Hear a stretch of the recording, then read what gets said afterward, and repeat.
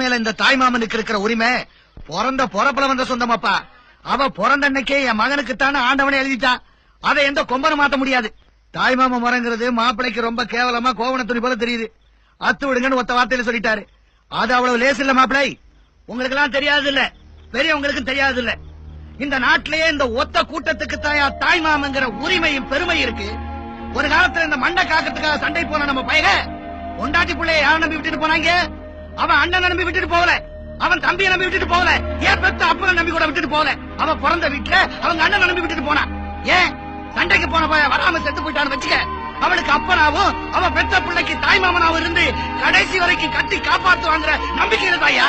அதே தங்கச்சிக்கு ஒரு புள்ள பிறந்தா முதச்சேனையா சீனிப்பால் தொட்டு வச்சு பசிய போக்குறவன் தாயா இந்த தாய் மாமன்.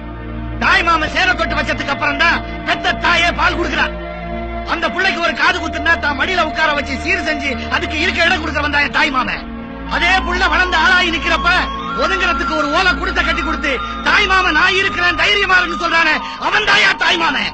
அதே தங்கச்சிக்கு கூன் குருடு நொண்டின்னு ஒரு புள்ள பிறந்துட்டா இந்த ஊர்ல இருக்க ஒரு பையன் கட்டிக்க மாட்டான். அத ஒரு சுதந்திர பொண்ணா நினைச்சு தான் மகனுக்கு உரிமை எடுத்து கட்டி வச்சு காத்து தான் உயிரே கொடுக்கிறவன் தாயா தாய் மாமன். இப்படி என் தங்கச்சி வீட்டுக்கு போனதுல இருந்து புள்ள பெத்ததுல இருந்து காது குத்துறதுல இருந்து இன்னைக்கு சமைஞ்சு குத்த வச்சு